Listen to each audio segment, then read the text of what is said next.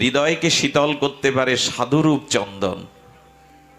এই জন্য সৎসঙ্গের এত মহিমা, সাধু সঙ্গের এত মহিমা। বলছিলাম বিদুরজি এই মহান ভাগবত তিনি ধৃতরাষ্ট্রকে পাপের পরিণামের কথা শোনাচ্ছিলেন। তোমার সন্তানদের অধর্ম অপকর্ম এর পরিণাম ভালো না, তুমি এখনই প্রতিকার করো।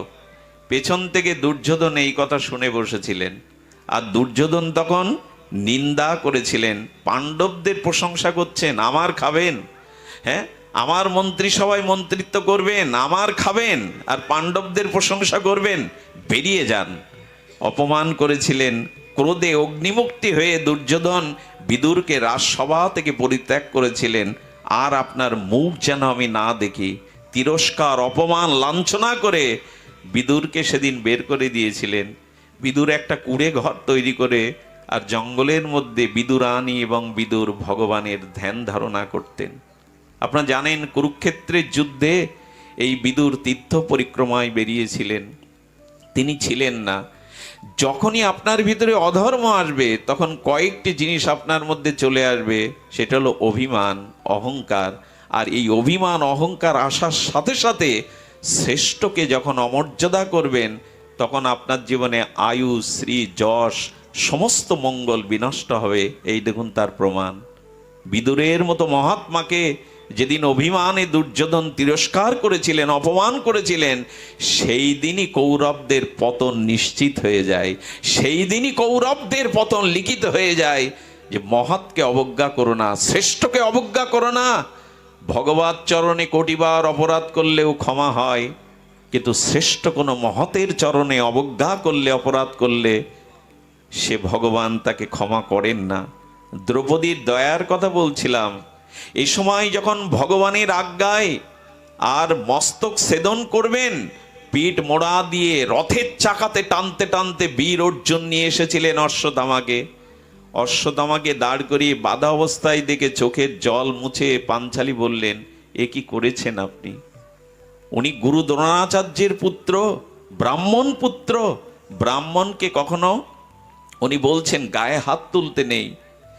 দেখুন ব্রাহ্মণ বৈষ্ণব যারা শাস্ত্রে বলেছে সদাচার সম্পন্ন, তাদের গায়ে হাত তুলবেন না। শাস্ত্রে বলছেন উনি আপনার গুরুপুত্র। আরে আপনি বীর, অশ্বত্থামাকেও যে জ্ঞান দেননি, যুদ্ধের জ্ঞান, যে বীরত্ব আপনাকে তাই দিয়েছেন। গুরুপুত্রকে এভাবে বেঁধে আনা ঠিক নয়। আপনি এই মুহূর্তে ওর মস্তক ছেদন না করে ওকে মুক্ত করে দিন। কৃষ্ণ বলছে, কি বলছো পাঞ্চালী? তোমার পঞ্চপুত্র পড়ে রয়েছে সামনে, তোমার ভিতরে প্রতিশোধ স্পৃহা নাই? যে তোমার শিশু পঞ্চপুত্রকে বধ করলো, তুমি তাদের মুক্ত করতে বলছো? কৃষ্ণ বলছেন, দ্রৌপদী এটা তোমার উচিত নয়। দ্রৌপদী কি বলেছিল জানেন? দেখুন ভগবানের সামনেই বলছেন, এই করুণার মূর্তি, দয়ার মূর্তি। পাঞ্চালী বলেছিলেন, পুত্র হারার বেদনা আমি উপলব্ধি করছি এই সময়। আমি চাই না আমার মতো কোনো মায়ের কোল খালি হোক। আমি চাই না সন্তান হয়ে আমার মতো কেউ চোখের জল ফেলুক। ওনাকে মুক্তি দিন। সেই দিনই কৃষ্ণের চোখে ছলছল করে উঠেছিল জল। বলেছিল, দ্রৌপদী তুমি আছো বিধায় আমি ছায়ার মতো পঞ্চপাণ্ডবদের সাথে আছি। এই যে দয়া, এই যে করুণা, এটা দ্রৌপদীর মধ্যে চরমভাবে ছিল। আপনারা জানেন তিনি ঝিয়ের কাজও করেছেন। বনবাসে 12 বছর তিনি ভিক্ষান্ন খুদ সেদ্ধ করে এদের সেবা করেছেন। দ্রৌপদীর সমস্ত কর্মকাণ্ড ছিল এই ত্যাগের মহিমা, করুণার মহিমায়। এই জন্য একটা জিনিস বলি, এ জগতে পুরুষ তখনই বিজয়ী হয়, এ জগতে পুরুষরা তখন উৎসমুখী হতে পারে পেছনে যদি করুণাময়ী কোনো ত্যাগ বৈরাগ্য ধারিণী সতীসাধ্যী কোনো রমণী থাকে। কোনো রমণীর শুদ্ধ সাত্ত্বিক সতীত্ব প্রেরণা ছাড়া আজ পর্যন্ত কোনো পুরুষ জয়ী হতে পারেনি, মাথা উঁচু করে দাঁড়াতে পারেনি। এই জন্য মেয়েদের, মায়েদের যে সম্মান শাস্ত্র দেখিয়েছে, মর্যাদা, তারা শুধু ভোগের পাত্র নয়।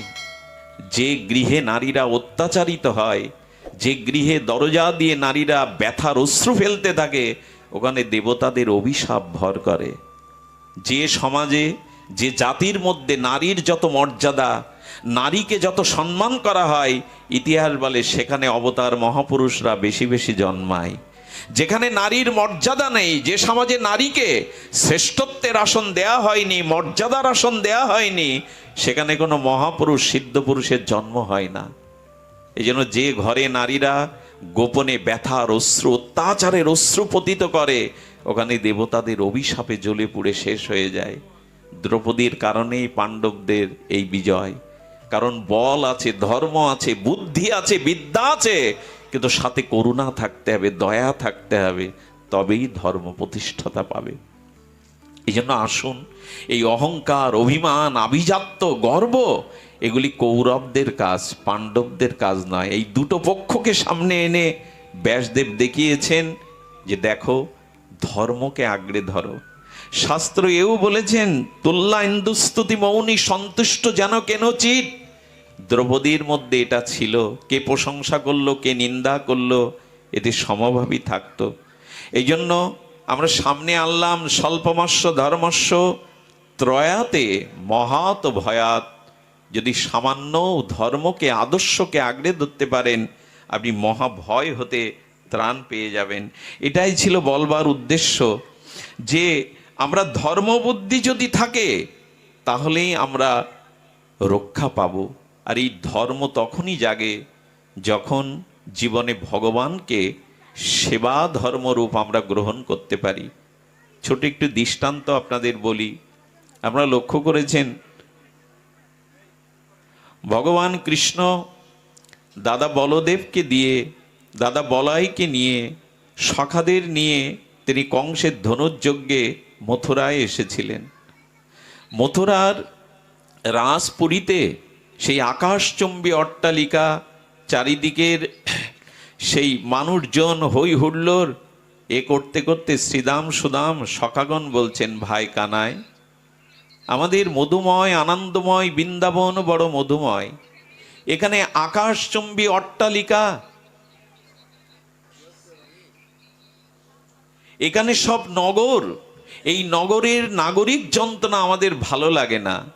আসলে সখা, ব্রজে ফিরে চল, সেই নীল যমুনার জলে সন্তরণ করা, সেই ষড়ঋতুর ফুলকুসুমে মালা চন্দন পরিহিত করা, সেই কলকাকলির পাখির কুঞ্জনে পঞ্চমতানে সুমধুর গানে আমোদিত হওয়া, সেই যে গাছে গাছে পরিপক্ক ফলের আস্বাদন করা, সেই ধেনু নিয়ে গোষ্ঠে বাঁশির মুরলীরও ধ্বনি, ফিরে চল ভাই কানাই।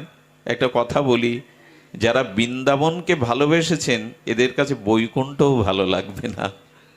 যারা মধুময় আনন্দময় ভগবানের শ্রীনিকেতন বৃন্দাবনকে ভালোবেসেছেন, জানেন বৈকুণ্ঠে দুটি জিনিস নাই। বৈকুণ্ঠে কুণ্ঠা নাই, মানে কোনো দুঃখ জরাব্যাধি বৈকুণ্ঠে নাই। আর একটা জিনিস নাই, ওখানে গোবিন্দের চরণ ধুলি নাই, বৃন্দাবনের ধুলি নাই। ব্রজের ধুলি এত মধুময়, কারণ গোবিন্দ দ্বারকাধীশে পায়ে স্বর্ণ পাদুকা পরেছেন, মথুরায় এসেও তিনি পাদুকা পরেছেন, কিন্তু রাধারানী প্রেমময়ী, করুণাময়ী, আমার শ্রী গোবিন্দ ব্রজেন্দ্র নন্দন, ব্রজনাথ, ব্রজজীবন, বৃন্দাবনে পাদুকা পায়ে দেননি 11 বছর। আজও সেই ধুলিটাই রয়ে গেছে, রাধারানীর চরণ অঙ্কিত ধুলি, শ্রী গোবিন্দের চরণ অঙ্কিত ধুলি। এই জন্য বৃন্দাবনে এই আনন্দময় মধুময় দিব্য চিন্তামণি ধাম বৃন্দাবনকে যারা হৃদয় একবার ভালোবেসেছেন, এদের কাছে বৈকুণ্ঠও ভালো লাগার কথা না। তো সকারা বলছেন, ফিরে চল ভাই কানায়। এখানে সব লোকজন, এখানে চারিদিকে ভিড়, এখানে আকাশচুম্বী অট্টালিকা, এখানে না আছে পুষ্প কানন, এখানে না আছে চন্দন, এখানে না আছে নীল যমুনার জল, না আছে পাখির কলকাকলি, এখানে না আছে রাখাল রাজা বেশে মুরলীধারী তুই। ফিরে চল ভাই।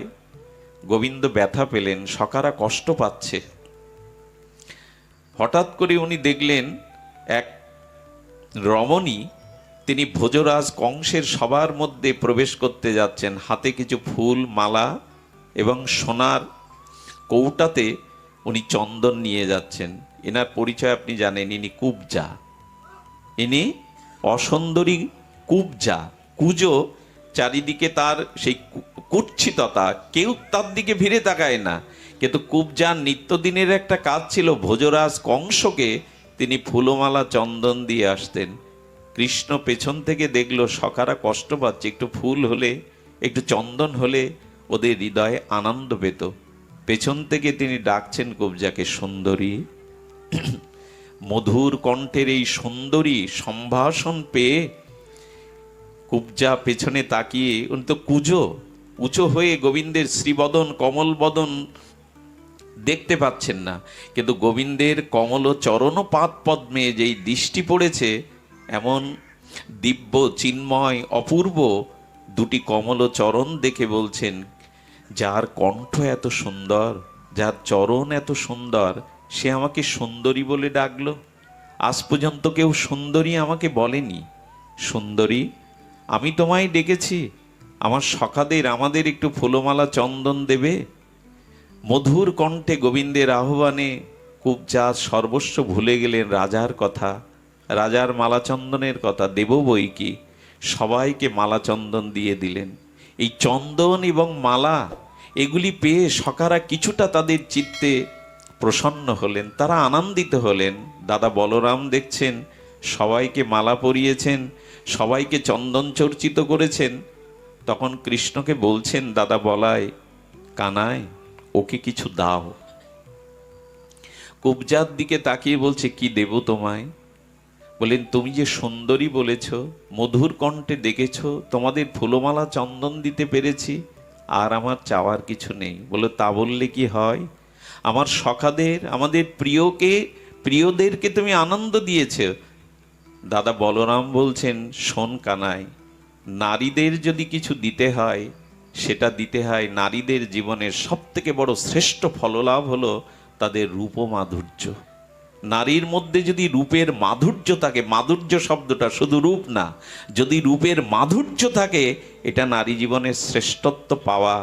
আর পুরুষের জীবনের শ্রেষ্ঠত্ব যদি সৃজনশীল কোনো শক্তি কোনো পুরুষের মধ্যে প্রকাশ হয়, পুরুষের জীবনের সফলতা যদি কোনো সৃজনশীল শক্তি আপনার মধ্যে প্রকাশ হয়, সেই পুরুষই জগতে সফল, সেই পুরুষই জগতে শ্রেষ্ঠত্বের দাবিদার, যার ভিতরে সৃজনশীল কোনো মঙ্গলময় শক্তির প্রকাশ ঘটে।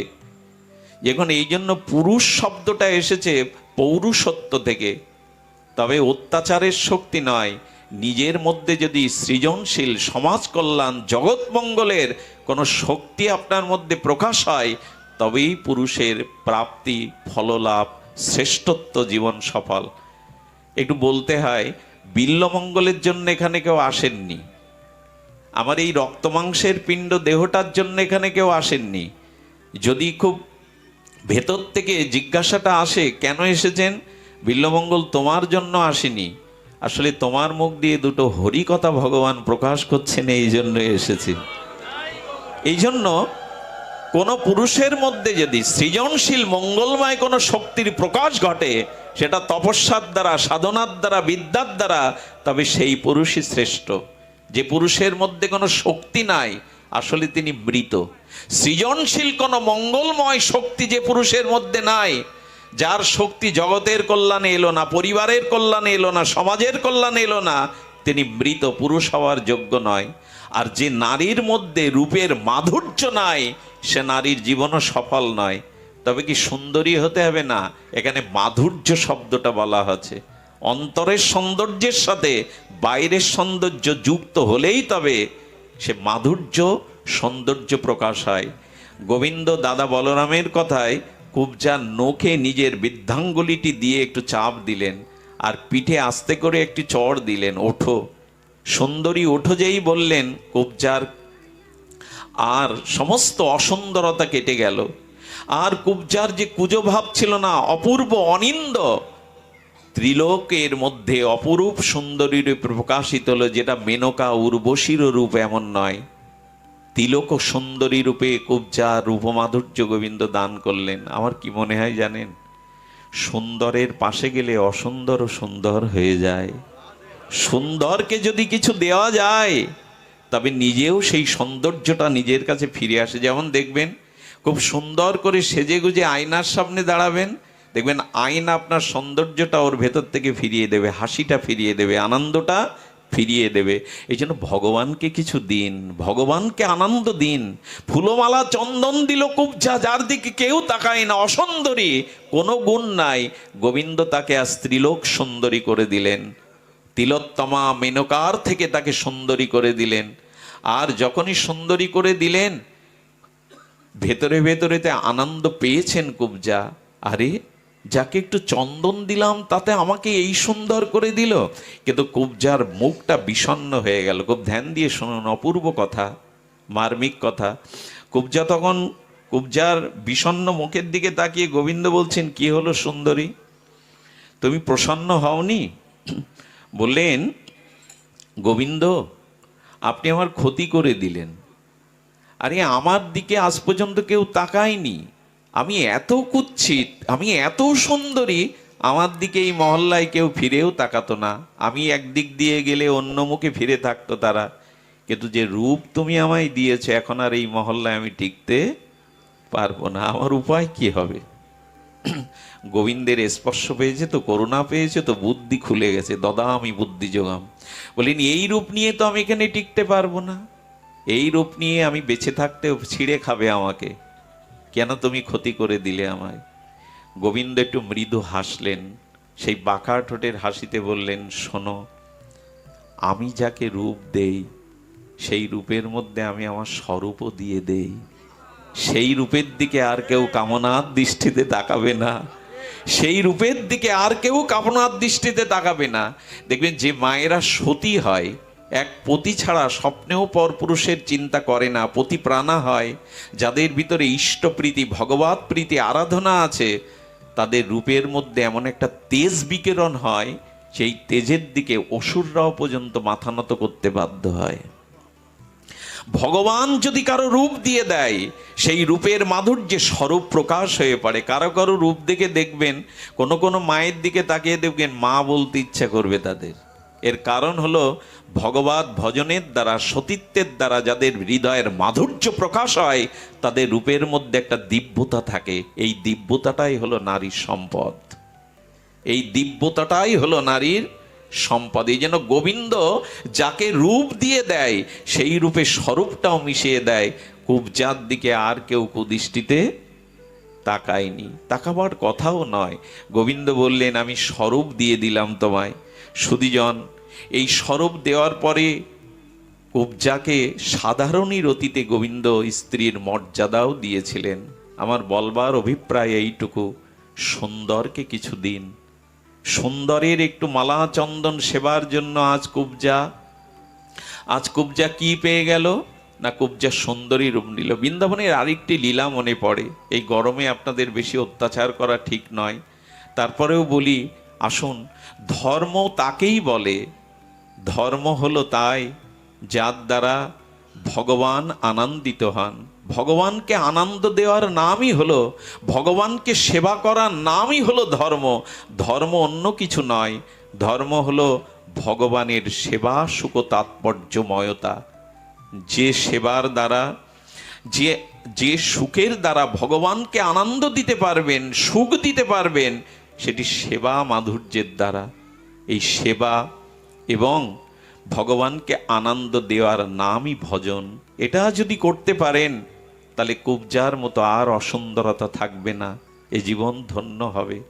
এই রূপের মধ্যে তার স্বরূপের প্রকাশ ঘটবে, এ জীবন হবে আনন্দময়, কল্যাণময়, প্রেমময়, ভজনময়। এই জন্য আমাদের জীবনে যেটুকু ধর্ম, সেটুকু হলো ভগবানকে সুখ দেওয়া, আনন্দ দেওয়া। আমার প্রতিটি কর্মে, প্রতিটি চিন্তায়, প্রতিটি মননে ভগবান সুখ পাচ্ছেন তো, তিনি আনন্দ পাচ্ছেন তো। ভগবানকে সামনে রেখে যারা নিজের সুখের ব্যবস্থা করে নেয়, কথাটি কিভাবে বোঝায়? ভগবানকে সম্মুখে রেখে নিজের সুখের যন্ত্রের মতো ভগবানকে ব্যবহার করে, এরা আদৌ ভগবানকে ভক্তি করে না। এরা ভগবানকে সামনে রেখেছে নিজের সুখবাসনা পূরণের মেশিন বা যন্ত্র হিসাবে। তাই আপনাদের কাছে নিবেদন করব যে দেখুন, মানুষের জীবনে নিজের সুখে, নিজ ভোগের বাঞ্ছা ত্যাগ করে যদি জগতের হিত, যদি জগদীশ্বরের সেবা, যদি ভক্তের সেবা, মহতের সেবা করতে পারেন, তখনই সেটাই হবে পরম আনন্দের। আপনাদের মনে আছে ভগবান কপিল দেবের মাতা দেবাহুতি, এই দেবাহুতি দেবী তখন বৃদ্ধা। তিনি ব্রহ্মার কাছ থেকে জেনেছেন তোমার এই পুত্র তোমার পুত্র নয়, স্নেহবৎসল দৃষ্টিতে পুত্র রূপে দেখছ, কিন্তু ইনি স্বয়ং নারায়ণেরই অবতার ভগবান কপিল। খুব ধ্যান দিয়ে শুনুন, এই ভগবান কপিলের কথা ব্রহ্মাজি মাতা দেবাহুতিকে বলেছিলেন, হে মা, হে দেবাহুতি, তোমার এই পুত্র পুত্র নয়, ইনি নারায়ণেরই অবতার। বৃদ্ধ অবস্থায় এসে গেছেন, ভগবান কপিলকে পুত্র নয় ভগবান জ্ঞানে প্রদক্ষিণ করছেন। এই দেখুন, শ্রেষ্ঠ হলে মাও ভগবানকে ভগবান রূপে প্রদক্ষিণ করছেন। আর ইচ্ছা দেশ বিহীনেন সর্বত্র সমচেতসা ভগবৎ ভক্তি যুক্তেন প্রাপ্তা ভগবত গতি। শ্রী ভগবতে এই যে ভগবৎ গতি, এই যে ভক্তি প্রাপ্তি, এই জন্য মা নিজের সন্তানকেও ভগবৎ জ্ঞানে প্রদক্ষিণ করে আর প্রীতি নমস্কার করে প্রশ্ন করছেন। ভগবান কপিল দেব তার মাতা দেবহতীকে পরম মহত্বপূর্ণ তত্ত্ব কথা বলেছিলেন, যেটা কপিল গীতা নামে খ্যাত। আমরা যখন গ্রন্থ দেখি না, আমরা অনেকেই নেটে আটকে আছি বর্তমানে, একটু গ্রন্থ দেখবেন।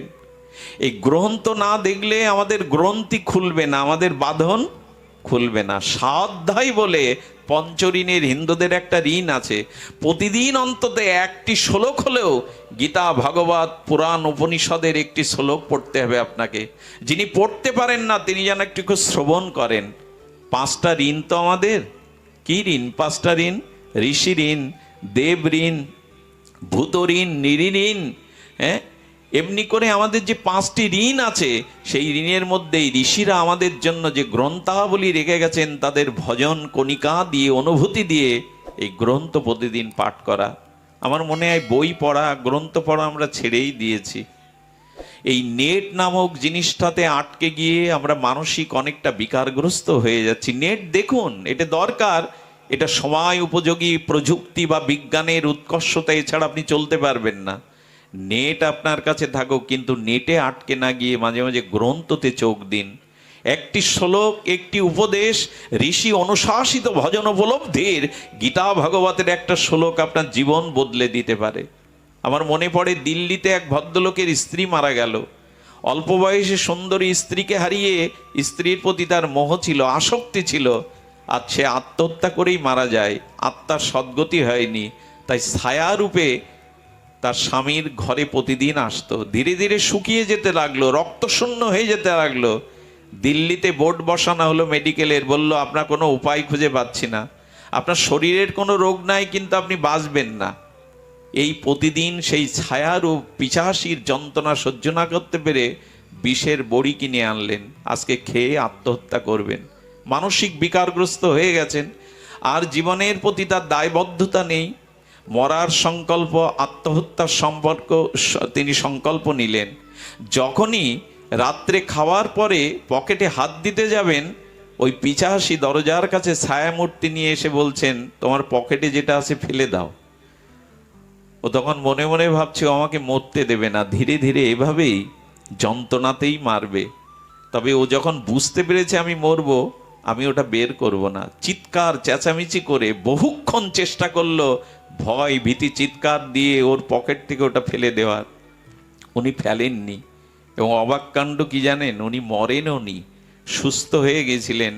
এবং ওনার জীবনের অধিকাংশ আয়কে উনি গীতা প্রচারে তিনি ব্যয় করেছিলেন, গীতা প্রেজে দান করেছিলেন। সেদিন কি দেখেছিল জানেন? যে বিষের বড়িটা উনি কিনে এনেছেন, সেই বিষের বড়িটা বাঁধা ছিল গীতার একটা ছেঁড়া পৃষ্ঠা দ্বারা। ওই কারণে পিশাচি ঘরে প্রবেশ করতে পারেনি, গীতার একটা ছেঁড়া পৃষ্ঠার দ্বারা ওই পিশাচি ঘরে প্রবেশ করতে পারেনি। এই ভদ্রলোক পরবর্তীতে গীতা প্রেসে, গোরক্ষপুরে গীতা প্রেসে নিজের রক্ত দান করেছিলেন, যার একটা পৃষ্ঠা কাছে থাকলে পিশাচি প্রবেশ করতে পারে না ঘরে। সেটা কত অমীয় চিন্ময় বস্তু। এই জন্য গীতাকে শুধু লাল কাপড়ে রাখবেন না, মরার পরে বুকে দেবেন না। মুখে দিতে পারেন, এটা আমার আপত্তি নেই, কিন্তু জীবদ্দশাতে বুকের মধ্যে গীতার বাণীকে নিন। মৃত্যুর পরে বুকে দিলেন, তাতে আমার আপত্তি নেই, কিন্তু তাতে তার কি কল্যাণ হবে আমি জানি না, কিন্তু গীতাটা জীবদ্দশাতেই গীতার বাণীকে হৃদয়ে নিন। এই জন্য এগুলো খুলে দেখবেন। কপিল গীতা নামের উপদেশে আছে, কপিল দেব সন্দনা বন্দনা নিত্যকর্ম সমাপন করে বসেছেন। আর কি করেছেন, মা দেবাহুতি সেই পূর্ণ শ্রদ্ধা নিয়ে এসে পুত্রকে প্রদক্ষিণ করে আর তখন বলছেন অপূর্ব এই কথাগুলো, যে ব্রহ্মা বলেছিলেন যে তুমি নারায়ণ, আমি এই সময় তোমার গর্ভধারিণী শুধু নয়, আমি তোমার শিষ্যা, আমাকে তুমি উপদেশ দান করো। কি বলছেন শুনুন, আমি আজ পর্যন্ত অনেকবার ইন্দ্রিয় ভোগ করেছি নিজের মা, এই উক্তিগুলো শুনুন, এটা আমাদেরই কথা। আমরা বহুবার জন্মেছি, বহু দেহ পেয়েছি, বহু সম্পর্ক পেয়েছি, অনন্তকাল ধরে এই দেহকে ইন্দ্রিয়কে ভোগ করেছি, চোখে দৃশ্য দেখেছি, জিহ্বায় রসাস্বাদন করেছি, কর্ণে শব্দমালা দিয়েছি, চর্মকে স্পর্শ সুখ দিয়েছি, কিন্তু কই আজও পর্যন্ত আমার তৃষ্ণা তো মিটল না। পুত্র ভগবান কপিলকে বললেন যে দেখো, আমি আজ পর্যন্ত অনেকবার এই শব্দ স্পর্শ রূপ রস গন্ধ ভোগ করেছি। আচ্ছা, ছোটবেলা থেকে এ পর্যন্ত আমরা কি কম ভোগ করলাম? তৃষ্ণা মিটেছে কারো? তৃষ্ণা কি মেটে? বা তৃষ্ণা আরো নিরন্তর বেড়ে যায়, তৃষ্ণা কারো মিটে না। কত জন্মই ভোগ করলাম, কারণ ভোগের প্রশান্তি হয় না, অনিত্যম অসুখম। এই জগতের যে প্রাপঞ্চিক সুখ সেটা দুঃখপ্রদ। আর কি বলছেন, আমি আজও স্থায়ী সুখ বা শান্তি পাইনি। একটা ছোট কথা বলে যায়, যদি হৃদয়ে ধারণ করতে পারেন, কথাটি ক্ষুদ্র কিন্তু মহিমা অনেক। আনন্দ চান, সুখ চাইবেন না। সুখ জগতে চাইবেন না, আনন্দ চান। আনন্দ এবং সুখের মধ্যে বিস্তর পার্থক্য আছে। সুখ তাকেই বলে যে সুখ গ্রহণ করলে সেই সুখ দুঃখ জীবনে ডেকে আনে। কারণ যখনই কোনো জগতে সুখ ভোগ করবেন, সাথে সাথে দুঃখের অনুপ্রবেশ ঘটবে। এই জগতে যেমন দিনটা নিলে রাতটা নিতে হয়, এই জগতে যেমন বসন্ত নিলে শীতও নিতে হয়, এই জগতে যেমন পূর্ণিমা নিলে অমাবস্যাও নিতে হয়, এই জগতের কোনো কামনা বাসনা স্পর্শ সুখ নিলেই দুঃখটা সেই পরিমাণে নিতে হবে। এই জন্য আধ্যাত্মিক আমাদের চিন্তা চেতনায় আর্য ঋষিরা বলেছেন সুখ চেয়েও না, কারণ সুখের সাথে দুঃখ মেশানো এই জগৎ। যতটুকু সুখ নেবে ততটুকু দুঃখ তোমাকে। দেখুন, এই যৌবনের উন্মাদনায়, রূপ যৌবন ভোগের উন্মাদনায় আমরা যে সুখটা গ্রহণ করি, বার্ধক্য জরাব্যাধিতে তার থেকে বেশি শোধ দিয়ে যেতে হয় জগৎকে।